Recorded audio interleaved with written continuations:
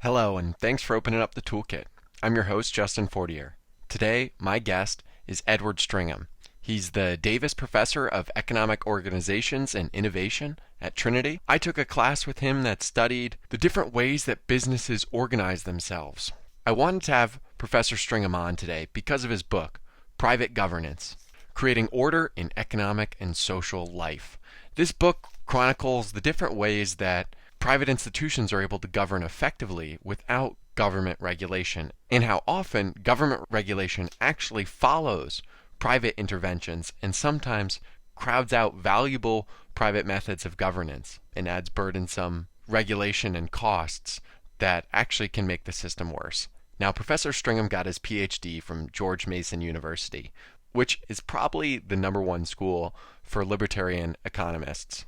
You've got people like Tyler Cohen, Alex Tabarrok, and Brian Kaplan, who all work there and are prolific writers and bloggers on the subject of incentives, economic history, free enterprise, all of that. So he obviously has a bias, but I want to have Professor Stringham on specifically because in the last decade there's been a massive rise of cryptocurrencies and applications of cryptography, also known as the blockchain or Web3.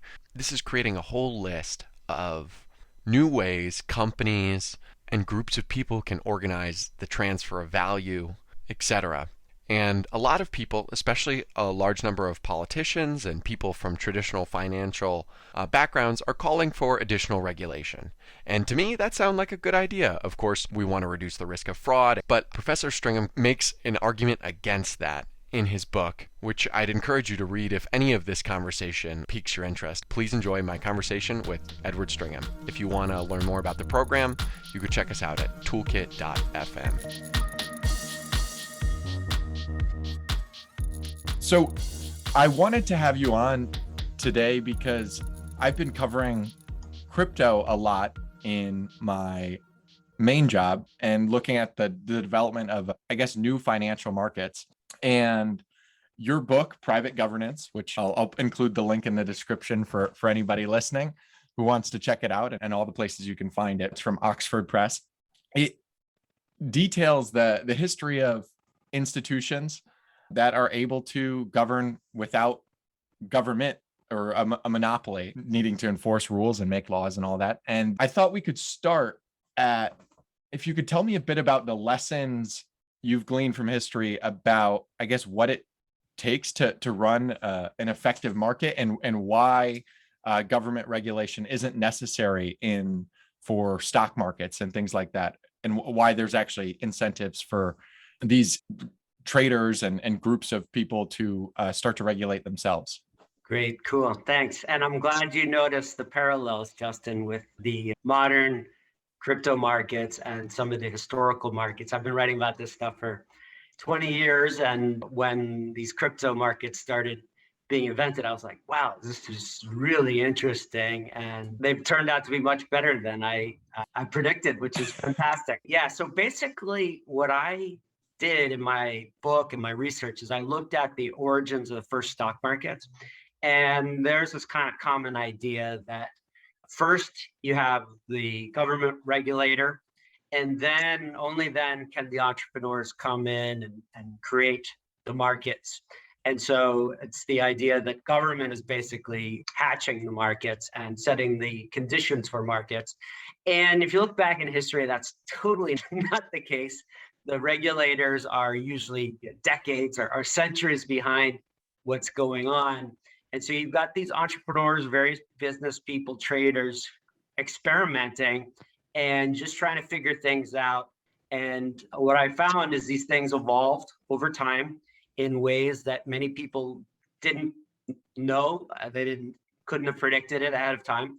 But they turned out to create an enormously complex set of private rules and regulations that underpinned those markets. And those things came about independent of the government regulators. In many cases, the government regulators thought these markets were, forms of gambling, and they just didn't want to have anything to do with it.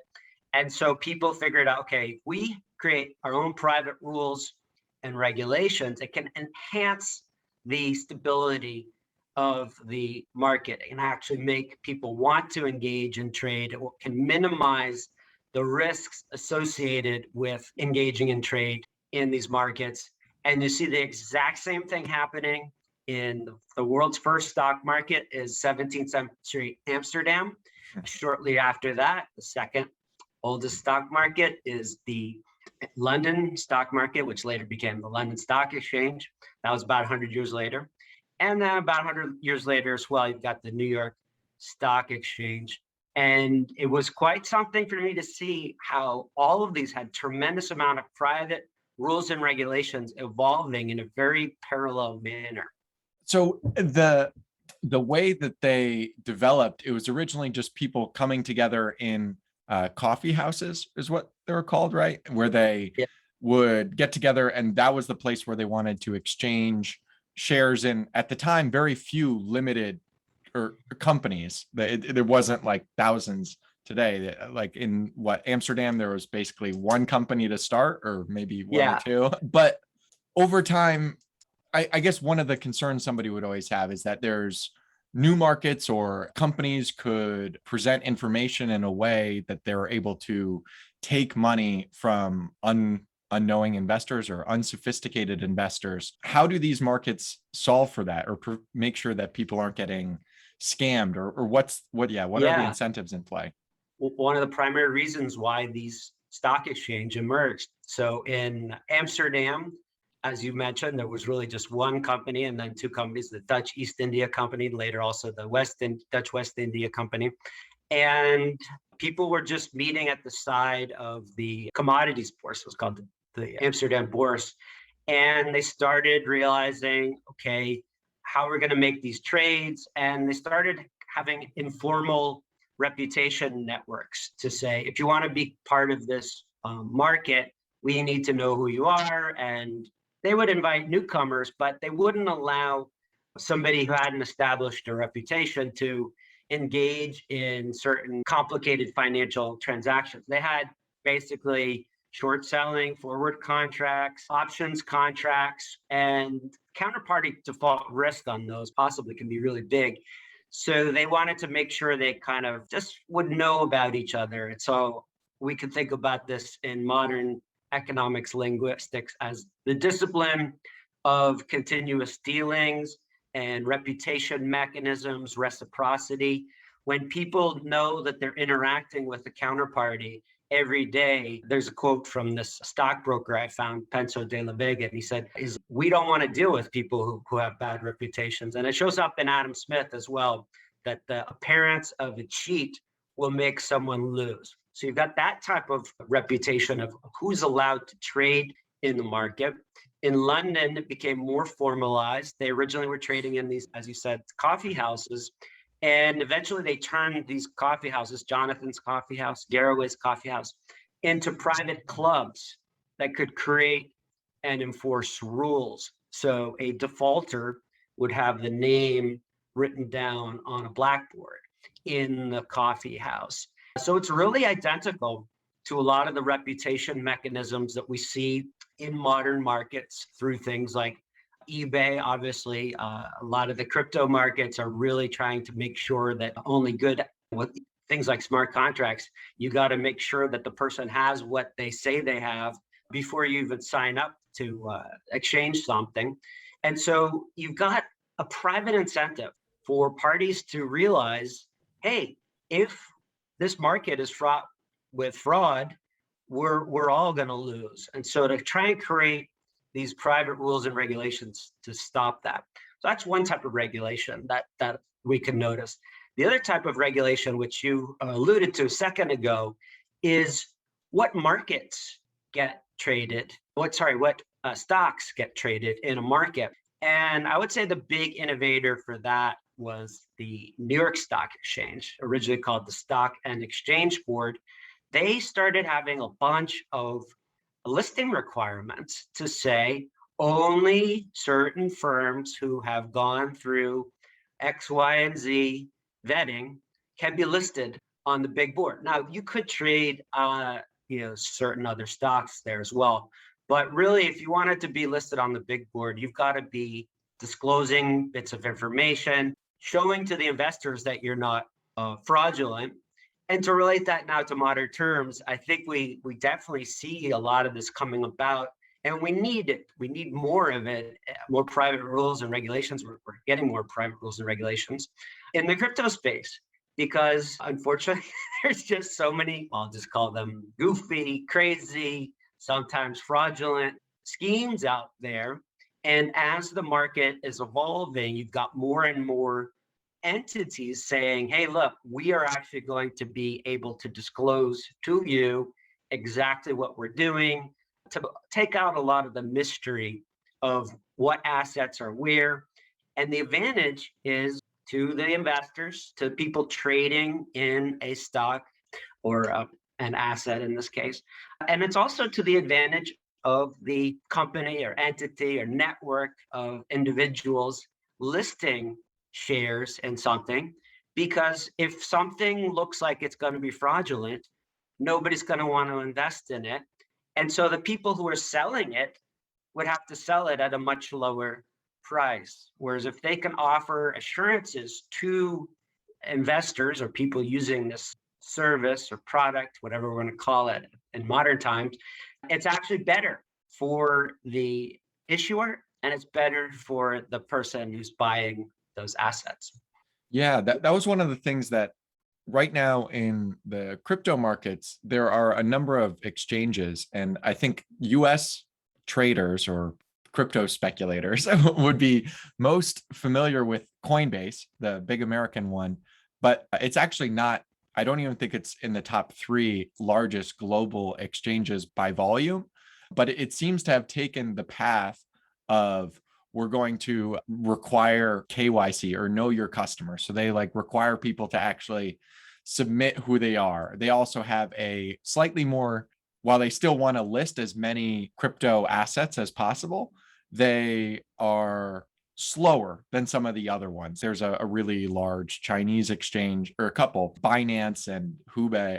I don't know how to pronounce Hubei, but that will list almost anything that's coming out, allow that to be transacted. But I think if a more conservative or somebody looking to maybe decrease the overall risk would be looking to transact through Coinbase, they're maybe paying higher fees for that, but they know that Coinbase as an exchange, their value proposition is we're going to be doing more diligence than some of these other exchanges. We're going to be trying to make sure that we're staying ahead of what a regulation should be, or setting an expectation for just good actors, which I found was really interesting to think about, that they're providing, almost taking a leadership position in the market, and almost in some cases inviting government to follow them. Now, a lot of the craziness that I'm seeing in crypto comes from they've almost circumvented a lot of the rules around what is a security and securities law by creating something totally new and a new mechanism of exchange. Over time, the government has copied some of the practices that the exchanges do. So the exchanges have some set of best practices. The government then eventually puts some of those practices into law and enforces them through the SEC. But what are the disadvantages from the government creating securities law? They're trying to protect people, but prevented some of the existing securities from innovating. Now it's created an entirely new market. What are your thoughts on the government's actually making laws pertaining to this, and where are some of the biggest weak points? The Securities and Exchange Commission, when they first implemented their laws 90 years ago, they basically, in many cases, copied some of the disclosure requirements of the New York Stock Exchange. And so in the case of the New York Stock Exchange, listed companies, it wasn't overly burdensome because they were already having disclosure requirements ahead of time. It was, however, burdensome to the some of the smaller exchanges, the more, we could call them the riskier exchanges, that didn't have the bigger companies that could afford a lot of the high fixed costs associated with more stringent disclosure. So after the creation of the SEC, George Stigler, a famous economist, wrote that he looked at the returns of company new issues, and he found there was no actual improvement in new issues, But he did find that there were much fewer new companies listing their shares because you got the increased cost of regulation. So I would say one of the advantages of private governance, of private rules and regulations, is allows various amounts of competition, experimentation. People want to go to blue chip stock, can say, I want to invest in the New York Stock Exchange only, the London Stock Exchange. London Stock Exchange, by the way, has this really cool sub market, which is called AIM, an alternative investment market. And they basically say, we're going to allow really small companies that don't have a lot of history. We're going to let a company like maybe a big four accounting company look at their books and just give a limited stamp of approval to say this seems like a legitimate thing. And then you're letting investors say, okay, this company doesn't have the same experience, but we're going to allow people to invest in it anyway. And so you're giving people more choices rather than this kind of one size fits all regulation, which could really be restrictive.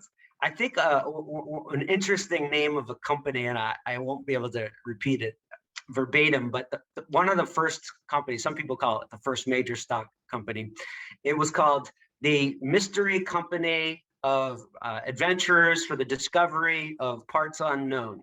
And so they just had a lot of people who were going on these voyages by sea, just trying to figure out new things. I believe that company name later became renamed the Muscovy Company.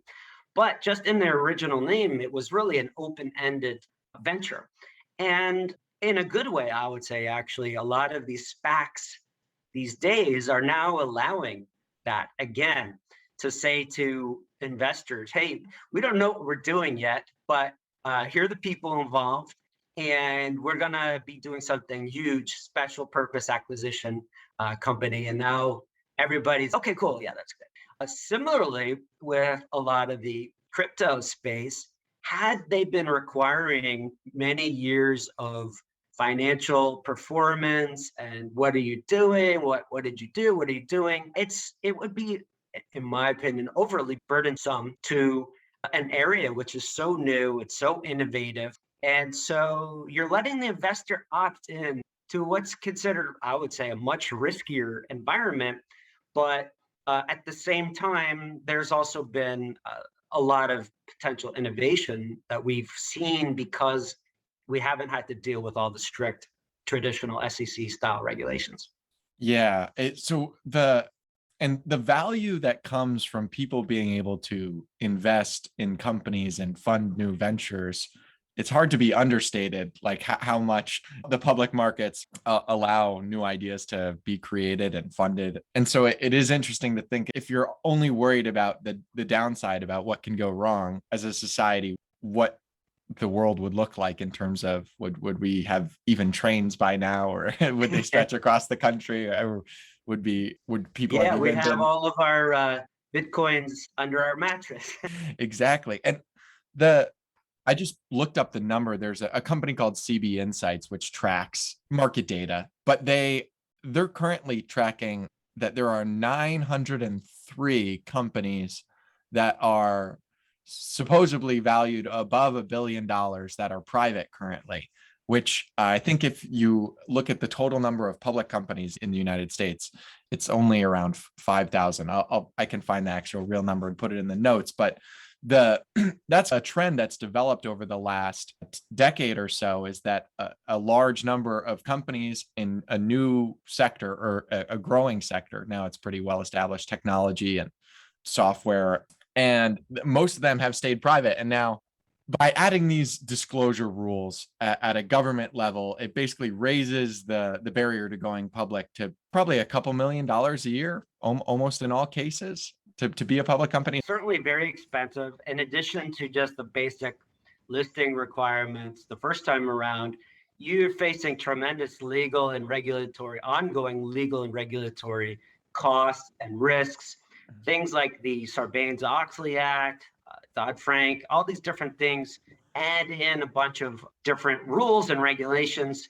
Sometimes there's explicit legal costs associated with. Other times, if you're going to be public, you're going to be exposed to lawsuits, various regulators breathing down your neck all the time. So a lot of companies are choosing, I don't want to deal with that. And so we've got now the private equity market, which is now bigger, according to certain measures, than publicly traded stocks. And so people just figuring out this is really not worth it. Now, we still do have strong publicly traded firms, and that's great. We should be all excited about that. But I do think we're burdening them in ways that are not necessary.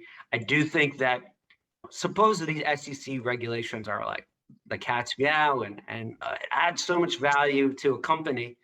Well, simply just allow two companies to say, all right, I'm going to be traded on this exchange, which follows all these strict rules and regulations, and allow someone to say, I'm not going to do that. And we've got more streamlined regulations, such as London Stock Exchange Alternative Investment Market, which is what they do. The market's speaking.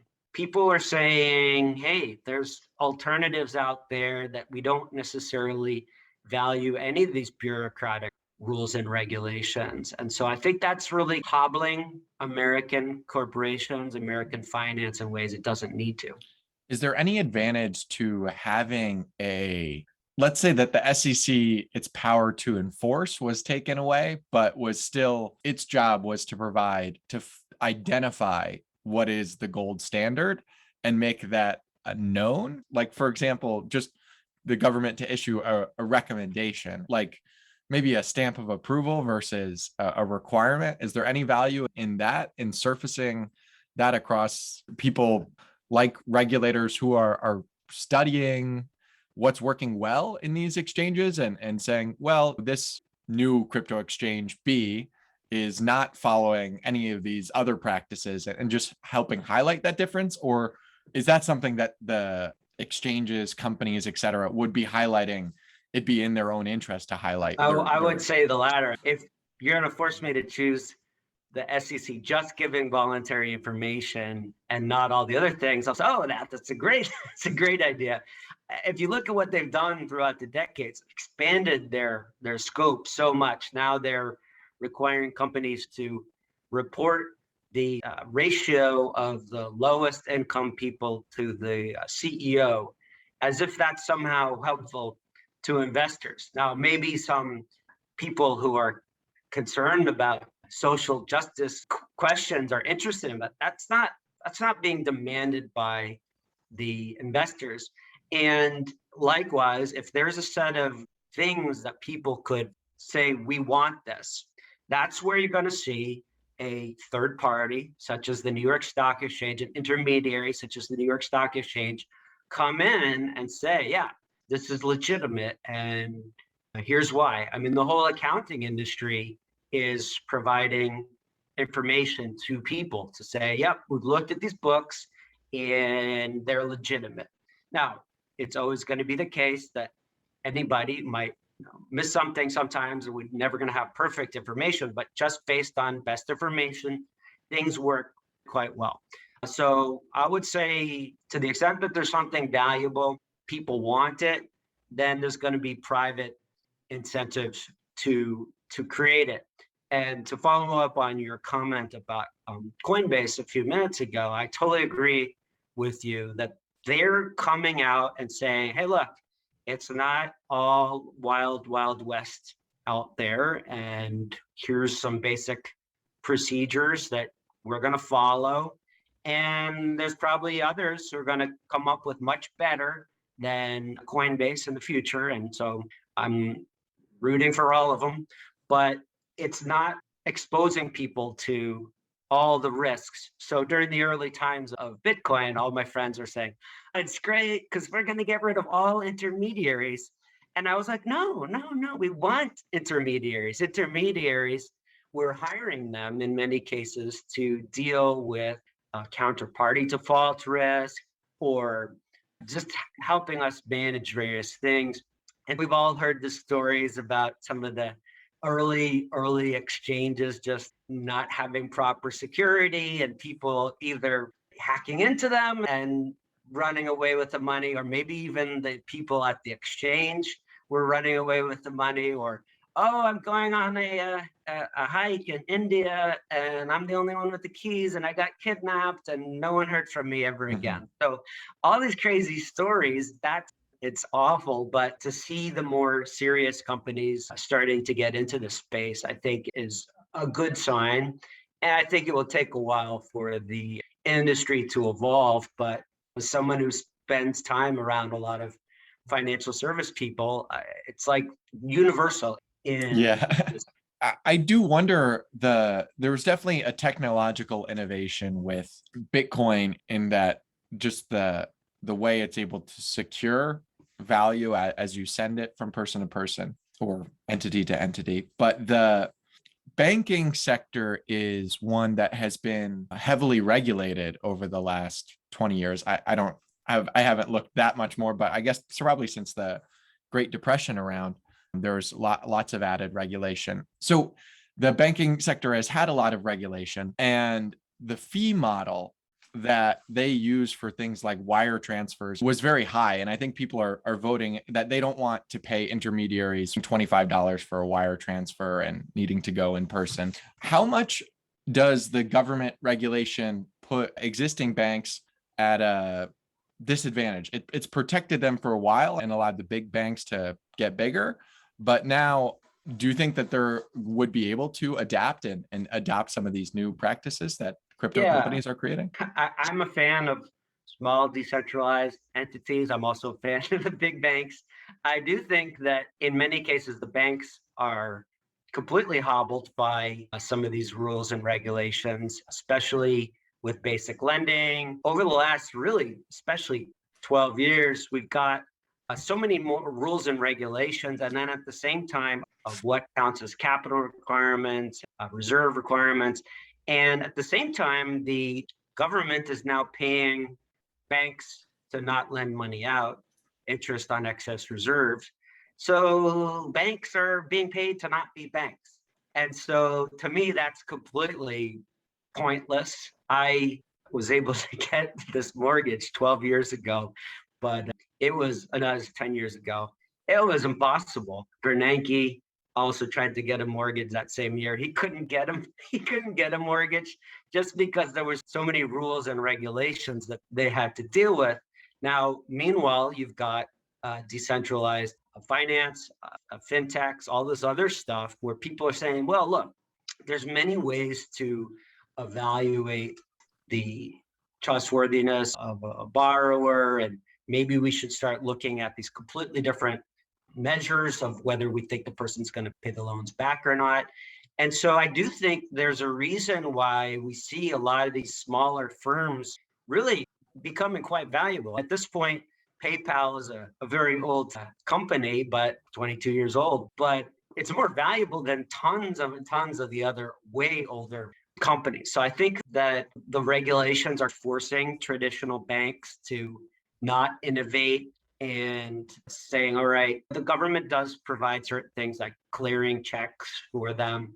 But if that's being done in a very outdated way, and a lot of these clearing can be done, at much lower prices through specifically Ether or Bitcoin or the layer two solutions associated with these things, the Lightning Network or whatever, to just say, oh, hey, look, we can do this same thing that you wanted at a fraction of the cost. And the big banks are not really able to get wholly into it. I know a lot of them specifically have a lot of interest in this area. A lot of the mainstream financial institutions like Depository Trust and Clearing Corporation, which acts to hold and transfer stocks, all stock transactions, basically. They're very interested in blockchain and figuring out potential use of smart contracts. So I think that it's going to be adopted more and more by every large bank, all the Wall Street firms. It's been interesting to look how a lot of them have been a little bit on the sidelines, and we see that time and time again throughout history. Some of the industries that just don't adapt, they become dinosaurs. Yeah. One of the things that I've been thinking a lot about after the last year, really, I lived 2 years in San Diego. I was working for a company that had asked me to move out there. And partway through 2020, I asked if I could move with that company because I had spent the last 4 months just working in front of my computer, not going to the office at all. And I think a lot of people are having this experience where there's a bunch of increased flexibility above anybody who doesn't have any sort of face-to-face job. And to maybe segue out of the financial markets for a bit, but think about private governance as a whole, I'm seeing cities start to compete more on governance. And I guess the product that cities can provide. There, in your book, I get the sense that local area, like if it's down to neighborhoods or towns, the book makes the case that's where decisions can be made a little bit better. How do you think the increased flexibility of the professional working class is going to impact how government looks in our country or in the US? Yeah, I'm a Yankee and growing up in Boston, spending time in Connecticut and New York. And there's been a lot of complacency, especially among politicians in this part of the world, where, oh, all the big financial firms have always been up here and they always will be up here, and we can push them around and bully them and not treat them well. And they can only get away with that for so long. And especially in the last couple of years, year and a half, we've noticed a lot of firms just saying, no, I'm not going to deal with it anymore. And so just packing up their bags and moving. And so we obviously see a lot of the major companies now in Texas or Florida. And so I think that the governments should recognize that their goal is not to kill the goose that lays the golden eggs, and recognize that we live in a competitive world out there. I was happy to hear the incoming mayor of New York actually talking about Bitcoin and saying we need to have more of this, and we need to be realizing we're competing with Miami, because historically it was only less the northeastern cities where you had manufacturing and they had access to the waterways, and now it's anywhere, especially with this dramatic lowering of transaction costs. I do personally think there will always be value and a need for people to be interacting in person, including especially in the financial service sector. But it's relatively easier to say, we're going to do this completely different thing in a completely different space, rather than just having to be held up by your local politicians. So that's one of the original promises, I think, of some of the people behind Bitcoin, was just to allow a more decentralized world. One of the things I thought we don't need this aspect of it was, oh, we're going to get rid of all big companies and intermediaries. And I was like, no, I don't like that.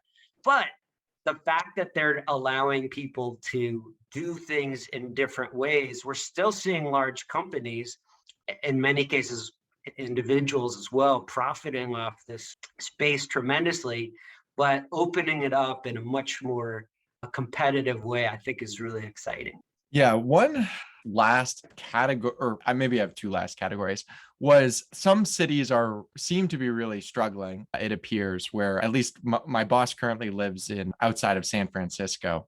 And the consensus I get from some of my former colleagues that lived there was that they've got high taxes and the government is choosing to not deploy them in the way that I guess people would expect to reduce violence. Like the most people, I think, that the government should, or a lot of people have come to the conclusion that the government is best handled to solve violence. But your book, or at least some of your talks too, have made the case that there may be other options to create safety than just government police or armies and things like that. What are the consequences you see of using private police or other methods like that? Where have you been concerned? The idea of private police seems a bit dystopian to me. So why is that not the case, maybe? Well, to mention San Francisco, they've got a really interesting setup, one of the oldest ones in the country, and it's called the San Francisco Patrol Special Police.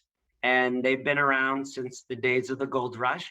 And in most cases, hired by merchants who are not satisfied with the level of service, if you want to call it that, from government police. And so I actually did conduct a survey of the customers of the San Francisco Patrol Special Police. And I said, why are you hiring these people? It costs extra money. And the almost universal response was, don't get much service at all from the government police. It takes too long. Another one was trust issues. They scare me. So depending on the city, but especially a place like San Francisco, they prioritize the different types. Is this a priority one event or what have you? So if there's a murder, that's going to be at the top of the list. But if there's shoplifting in a store, they're not going to respond at all. If there's somebody causing problem in a store, they're just not going to respond at all. And so that's why merchants do rely on varying degrees, and this is nationwide as well, just varying degrees of private security, whether it's just their employees or an unarmed security guard. In certain jurisdictions, you can have a fully deputized private police officer. And the need exists, especially when the government police, who are supposed to be helping on those margins, are just not doing anything. In New York City, there's varying degrees of that as well. With some of these business improvement districts, will have security ambassadors just walking around, so they're not armed or anything. But I do think that people, when there is a need to have more security and the government's providing that, I do think that's something that they should be allowed to opt into. And where does that, I'm thinking about businesses, but maybe even a larger scale, coming together to protect their interests at some level. That sounds like a word, like a cartel of sorts, or that's what they've been called, if like two coming together at the expense of the public. How do businesses be held in check if they grow that large or start rolling out their police force to, I don't know, not even just police, but also just to maybe enact policies that favor them over the people living in an area? What are the guardrails for that? I wouldn't want people to just enact whatever rules they want. It needs to be chosen by the people who are the customers. But in terms of cooperation, yeah, you do see examples of this. One big one that just jumped to my mind is in Las Vegas. They don't want people stealing from the casinos, and so they've got a tremendous amount of security for that stuff, right? That's really obvious. Everybody knows that. But they also have things like they share with each other lists of known card counters. Mm-hmm. And so they will say, hey, look, Mr. Card Counter, we don't allow card counting here, and please don't come back. And then whoever's in that network in Las Vegas Strip or wherever else, they can then say the same thing. They're not required to deal with a card counter if they don't want to. And so I do think that we can see people working together, but that's to the advantage of not just the casino, it's also to the advantage of the average customer of the casino, because I'm not a gambler, but we would be put at risk to say, well, this person is playing by some very special strategy rules that we have no idea about. The customer's ultimately in charge of a lot of these things. I'm trying to think about some of the examples I've heard of. Let's say that if the casinos in Las Vegas banded together to change the odds of their slot machines to where they never pay out, what types of mechanisms are there to prevent them from doing that, of like collective deception or collective extraction? It's a huge issue already. And this has always been a problem with slot machines, where what exactly is the payout? And so a lot of casinos are very explicit to say, put this big sign up, our slot machines have whatever 99% payout. I don't know all of the industry, but but just letting you know that it's not 50% payout per time you do the thing. And so that would be a longstanding problem, but something that people want to make sure is there's a little bit of transparency about. And again, that could be verified by a third-party accounting firm to say, look, these roulette wheels are legit. They're not fake. And especially with a lot of technology that you and I were chatting about recently, the more transparency, the better for the consumer. Yeah. And then on the flip side, a company that is basically told you have to tell people you're on the up and up, the only ones who now can succeed are the ones who are on the up and up. And we're still going to see a lot of fraudulent examples. It will never go away. The one you and I just read about last week is the Squid Game. But the more that there's transparency, the more private rules and regulations, the more it's going to be tilted in the favor of the customer rather than the schemester. Yeah. So I guess to close, I'm reading that maybe it was at the start of the week, the president has a working group on finance that includes Gary Gensler at the SEC and Janet Yellen at the Treasury and some other people. And they were discussing stablecoin and other crypto regulation. And it looks like they are gearing up to try to figure out some added regulation to protect the American people from financial ruin or losing their fortunes in crypto or bad actors. I know would probably argue against regulation entirely, but if they had to do something because they believe they're politically motivated to, what type of regulation do you think is most helpful for their people, constituents or whatever, to feel like they've got a win in the finance department?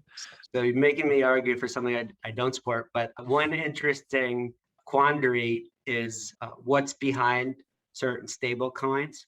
Some people believe, it's one for one, dollar for dollar. Each coin, there's a physical dollar there. Some people believe, we got a Bitcoin, it's worth 60,000. All right, let's list 30,000 stable dollar coins, whatever you're going to call them.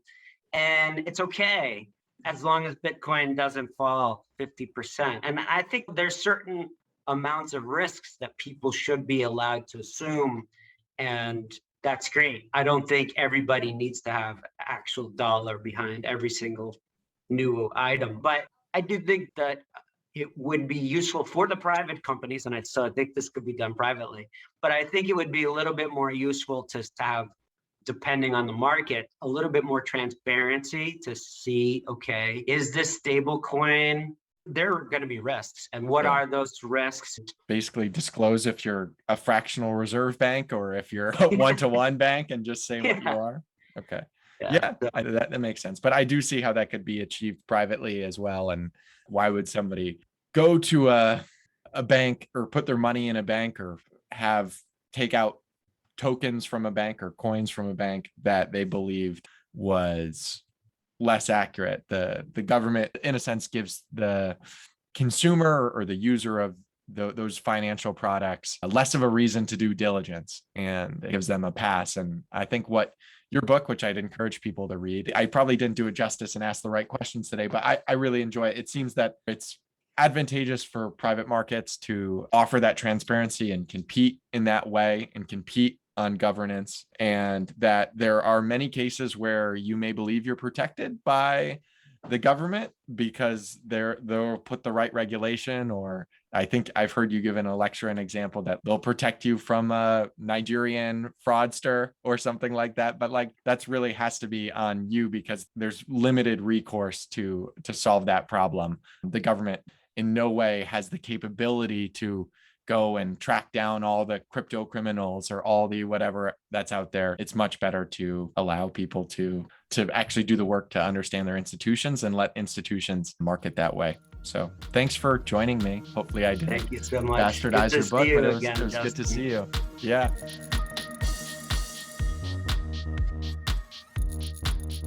If you want to learn more about the program, you could check us out at toolkit.fm.